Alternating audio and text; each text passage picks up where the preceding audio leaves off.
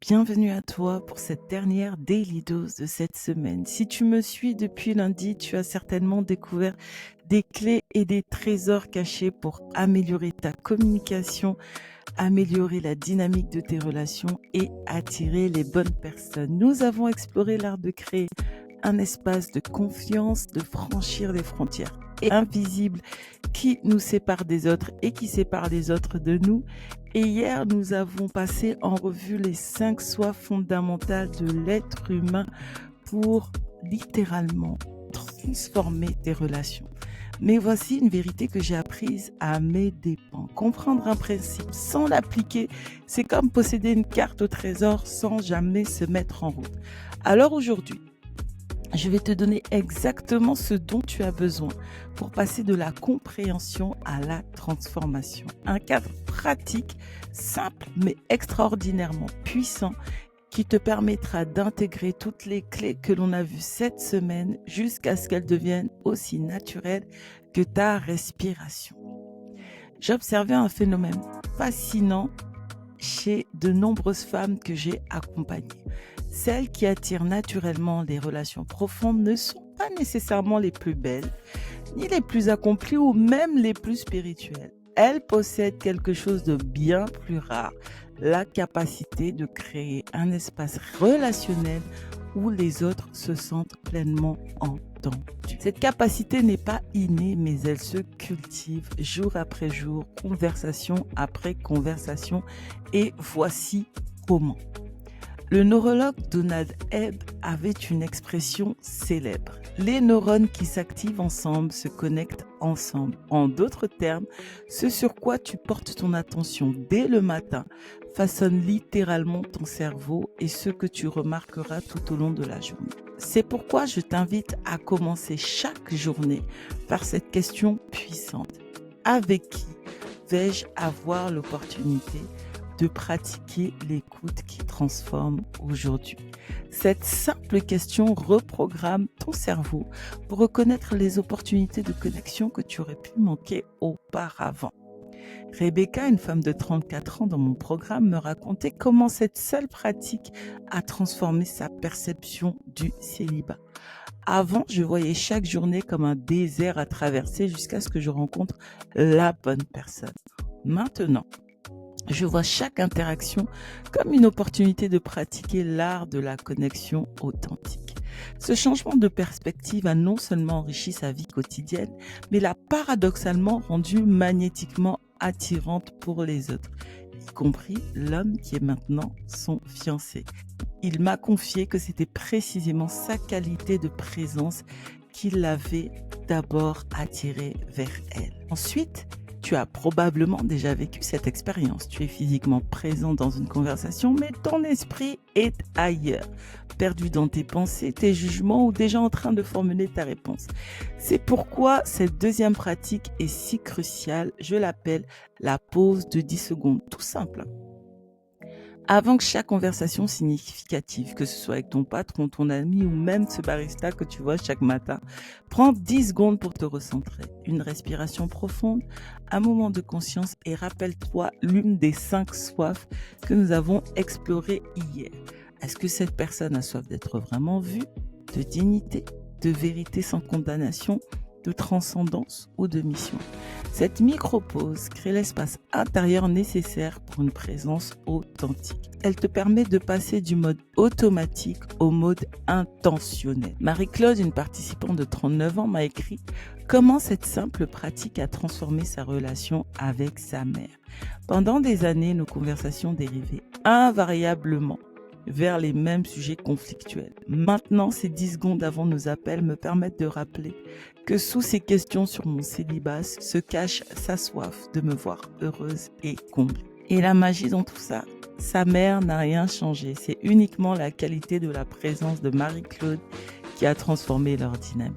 Ensuite, pendant la conversation elle-même, je t'invite à pratiquer consciemment ce que j'appelle les 3 niveaux d'attention.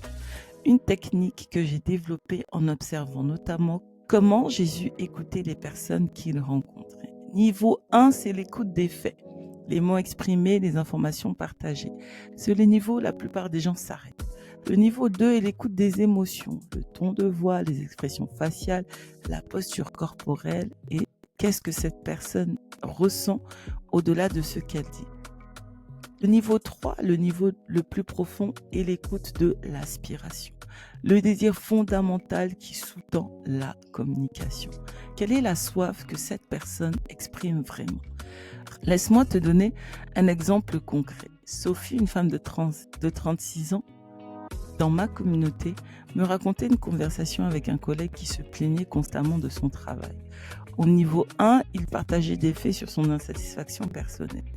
Au niveau 2, elle percevait sa frustration et son découragement, mais au niveau 3, elle a discerné sa soif de mission, ce désir profond de contribution significative. Et en répondant à cette aspiration plutôt qu'aux plaintes de surface, elle a non seulement transformé leur relation professionnelle, mais l'a aidé à retrouver sa passion pour leur projet commun.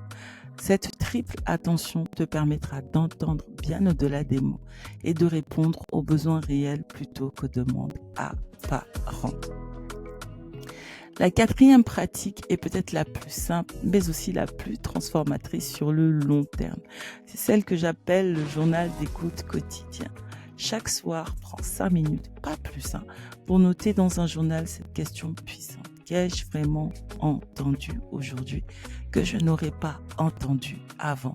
Cette pratique réflexive fait 2 choses extraordinaires. Premièrement, elle ancre tes apprentissages du jour et deuxièmement, elle te permet de remarquer tes propres schémas d'écoute ou de non-écoute. As-tu tendance à entendre certaines soifs plus facilement que d'autres? Es-tu plus attentif avec certains types de personnes? Y a-t-il des sujets qui te font automatiquement décrocher? Cette conscience progressive de tes propres filtres est la clé d'une écoute et d'une communication véritablement transformatrice. La 5e pratique consolide toutes les autres. Une fois par semaine, crée intentionnellement ce que j'appelle un espace du puits, bien sûr, en référence à l'histoire de la Samaritaine. Un moment dédié exclusivement à une conversation profonde, sans distraction. C'est peut-être avec ta meilleure amie, ta sœur, un mentor ou même une personne que tu souhaites mieux connaître. L'essentiel est d'annoncer clairement ton attention, à savoir, j'aimerais vraiment t'écouter profondément pendant les 30 prochaines minutes. Puis, pratique consciemment les 4 éléments précédents. L'intention, la pause, les 3 niveaux d'attention et plus tard la réflexion. Ce qui rend cette pratique si puissante, c'est qu'elle envoie un message rare dans notre monde moderne. Tu as toute mon attention. Pas mon attention partielle, pas mon attention divisée, mais toute mon attention. Claire, une femme de 37 ans avec laquelle j'ai connecté lors d'une conversation qui transforme, a commencé cette pratique avec son père, avec qui elle avait toujours eu une relation distante. Pendant des années, nos conversations tournaient autour des sujets superficiels, avec cette tension sous-jacente concernant mon célibat qu'il voyait comme un échec. Après 3 semaines de ces espaces de puits hebdomadaires, il m'a partagé pour la première fois ses propres regrets relationnels et sa peur que je connaisse les mêmes déceptions que lui. Cette conversation a non seulement guéri une blessure de longue date entre eux, mais lui a permis de voir son propre parcours relationnel sous un jour entièrement nouveau.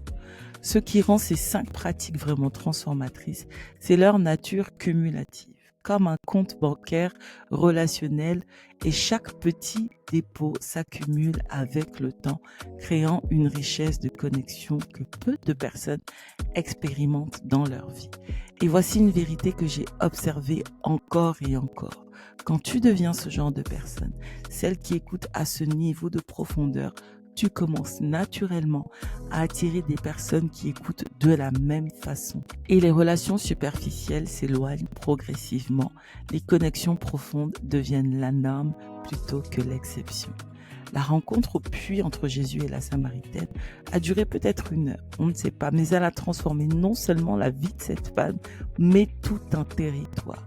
De même, ta pratique quotidienne créera des ondulations qui s'étendront bien au-delà de tes relations immédiate. Voici mon défi pour toi aujourd'hui, si tu l'acceptes, bien sûr. Alors que nous concluons cette semaine ensemble, choisis une des 5 pratiques, juste une, et engage-toi à l'intégrer de manière consciente dans ta routine quotidienne pendant les 7 prochains jours. Commence petit, mais commence maintenant. Comme me l'a dit une des femmes que j'accompagne récemment, j'ai passé des années à chercher la personne qui me comprenait parfaitement. Puis, j'ai décidé de devenir cette personne pour les autres et tout a changé.